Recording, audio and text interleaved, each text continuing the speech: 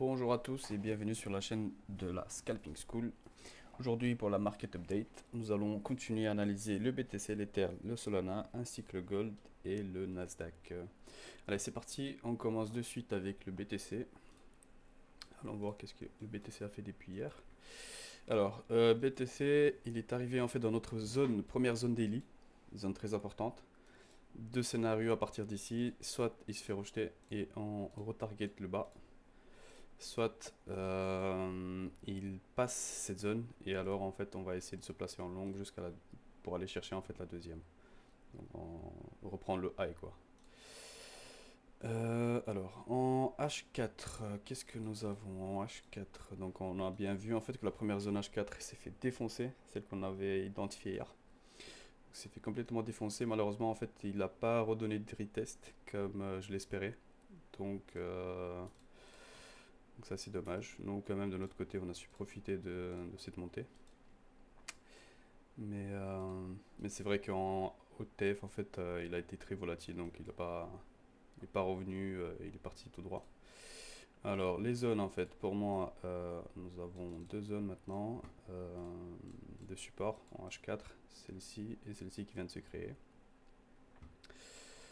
Donc voilà, je vais mettre ça dans les dossiers pour que ça soit plus facile aussi pour demain, pour la market update. H1, les zones H1, du coup, c'est exactement les mêmes en fait que les zones H4 et en M15. M15. Celle-ci, elle se fait déplacer. Hop, je la mettrai ici. Celle-ci, je la supprime. Donc c'est cette zone qui sert de support. Le prix peut très bien en fait revenir là-dedans, peut-être même SFP légèrement et repartir. Donc voilà, ça c'est une bonne zone de support. Alors, donc BTC Super Bull. Super Bull, zone super importante. Attends, excusez-moi. Nous sommes sur une zone super importante, une zone daily. Donc les deux scénarios, soit on repart en bas, on reprend le live, enfin le low. J'allais dire on part à la cave, c'est les termes qu'on utilise. Soit on vise le grenier, donc on repart là-haut. Allez, passons sur l'Ether.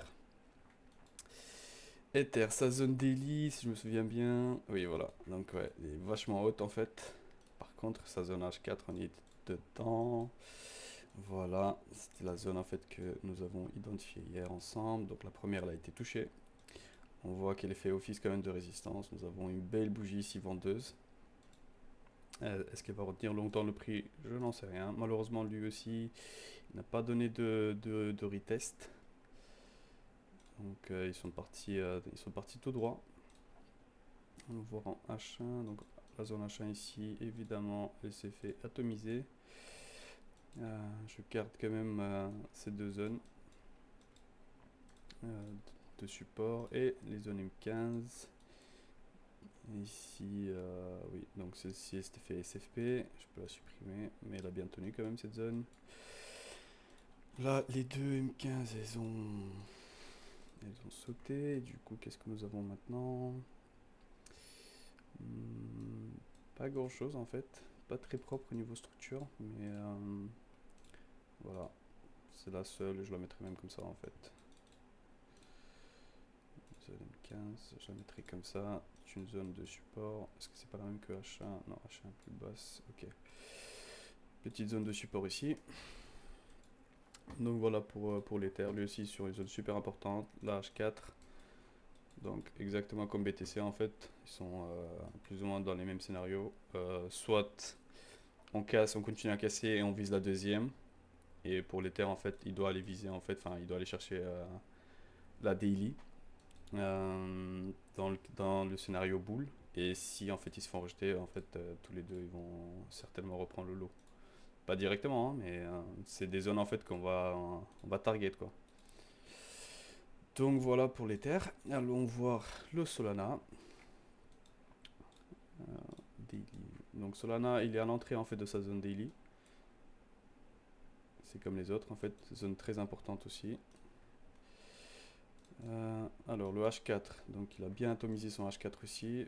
Ce qui est cool avec Solana, c'est que lui, il fait directement des zones de résistance juste en dessous, pas comme Ether. Voilà, je garderai ces deux zones, même celle-ci en fait je n'ai plus besoin, je garderai que celle-ci. Comme ça, zone de support en fait intéressante. Si jamais il vient dedans, je vais essayer de long pour aller chercher en fait toute cette magnifique zone daily. Donc voilà, ça c'est mon plan H4. En H1, qu'est-ce que nous avons? La zone H1, elle avait bien tenu hier. Tic, tic, tic, 21h, 20h, ok, elle a très bien tenu même. D'accord, c'est toujours la même, juste que je la modifierai un tout petit peu, je la mettrai comme ça. C'est la même que la H4 quasi, ouais. Ok, donc la zone H1, zone de support. Et en M15, est-ce que nous avons un support en fait bon, celle-ci évidemment, c'est fait atomiser, on la décale. Tic, tic, tic, tic, tic. Ouais, je la laisserai ici. Hein. Je la laisserai ici. Comme ça, petite zone de support qui pourrait très bien retenir le prix. Attendez, hop. De faire ça et de repartir. Tout est possible. Donc voilà, zone très importante aussi sur le Solana. Pour le moment, tant qu'il casse pas des zones en fait que j'ai mentionnées, les zones support, je reste super bull dessus. Donc je vais continuer en fait à envoyer des longues durant la journée jusqu'à ce que il casse des zones support. Ok, c'est tout pour les cryptos, donc super bull. Elles sont toutes les trois en fait sur des zones super intéressantes, sur des résistances daily H4, donc à surveiller et, et à attendre en fait que vous ayez des confirmations. Ne faites pas n'importe quoi, ça peut aller très vite de vous faire SL. Donc voilà. Allez, on va passer maintenant sur le gold. Le gold qui lui, il a commencé à corriger en daily, ok, ça c'est intéressant. Donc voilà, la zone daily, très très loin quand même, le prix est très loin de cette zone. Alors en H4, zone H4 qui est là, qui est pas si loin que ça en fait du prix. Donc c'est possible en fait qu'on vienne taper dedans un peu. Si jamais il vient dedans, je vais essayer de me placer en fait pour essayer de retarget le high. Donc ça c'est le petit plan. Je vais mettre ça ici. Comme ça on verra demain en fait qu'est-ce qu'il a fait. Alors la zone H1 ici, elle s'est fait complètement exploser. Et par conséquent, nous avons une zone de résistance là-haut. Je dirais même que nous avons une deuxième zone de résistance ici. Attendez, je fais une petite coupure, il y a quelqu'un qui sonne à la porte. J'arrive. 1 hour later. Et ok, donc en H1, nous avons ici deux zones. Ces deux-là. Mais pour le moment, nous restons boule. Ceux-là, en fait, elles peuvent rapidement faire office de résistance. Si jamais ça vient dedans, en fait, et que je vois des cassures, en fait, vers le bas. Donc, en fait, je vais essayer de me placer en short jusqu'à la zone, en fait, H4. Mais il pourrait très bien, en fait, partir de là et directement, en fait, reprendre le high. Donc, si je vois qu'il casse cette zone, en fait, et qu'il revient me chercher, à ce moment-là, je vais target le high. Donc voilà pour le H1, je vais quand même garder les flèches. Pac, pac, pac. Et niveau M15, évidemment, vu que le H1 en fait, ces zones se sont fait exploser. Le M15 n'a pas tenu. Qu'est-ce que nous avons maintenant M15 important? C'est comme le H1, il y a une petite zone ici de résistance qui s'est créée. Hop, M15. Dans un premier temps, et ainsi que là-haut, une petite zone de résistance, évidemment. Bam. Ok, donc le gold corrige. C'est bon signe, c'est pas pour rien que les cryptos montent. Les gens retirent de leur argent en fait, les profits qu'ils ont réalisés sur le gold, et là ils investissent sur des actifs à risque. Donc les cryptos. allons voir le Nasdaq. Donc le Nasdaq, lui, en daily, donc ouais, nous étions sur une zone daily très importante. On voit qu'il essaie de sortir de cette zone en fait pour aller potentiellement chercher la deuxième zone au-dessus qui fait office de résistance. Donc la zone support elle a très bien tenu. Alors en H4.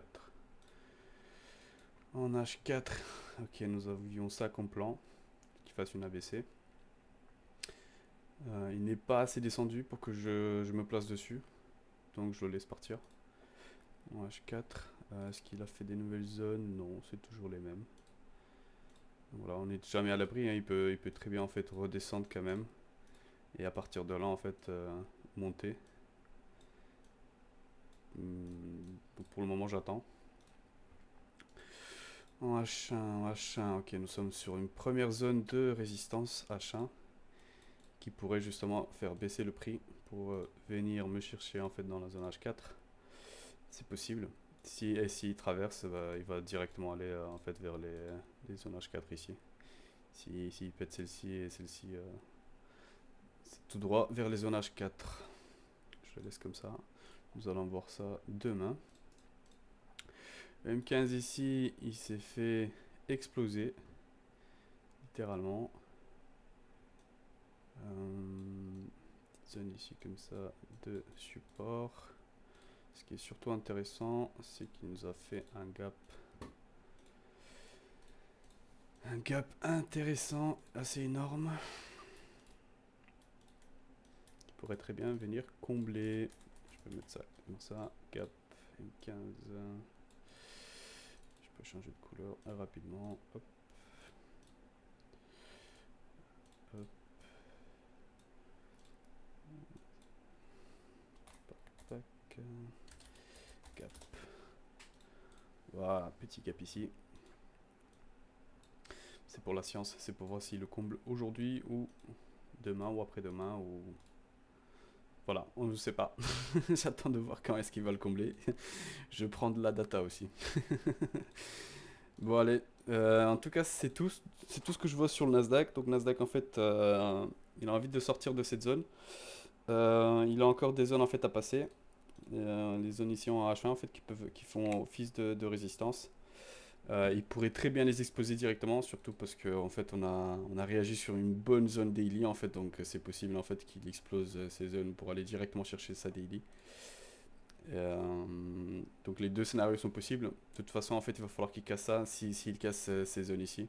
Je peux repasser en ça, s'il casse ici en fait ces zones, évidemment en fait il va falloir essayer de se placer en long et viser dans un premier temps cette zone, et s'il casse celle-ci aussi, donc la daily, à ce moment-là, on visera le high. Donc voilà, c'est tout pour moi. En tout cas, je vous souhaite une magnifique journée. Merci d'avoir regardé la vidéo. J'espère que vous avez aimé. Si jamais vous voulez qu'on analyse d'autres coins, n'hésitez pas à nous l'écrire en fait dans les commentaires, ou alors à nous l'écrire directement sur le Discord. Vous avez le lien du Discord et de notre chaîne Twitch dans la description de cette vidéo. Voilà, donc je vous dis passez une bonne journée, soyez vigilants sur les marchés financiers et à demain. Allez, tchuss tchuss tout le monde.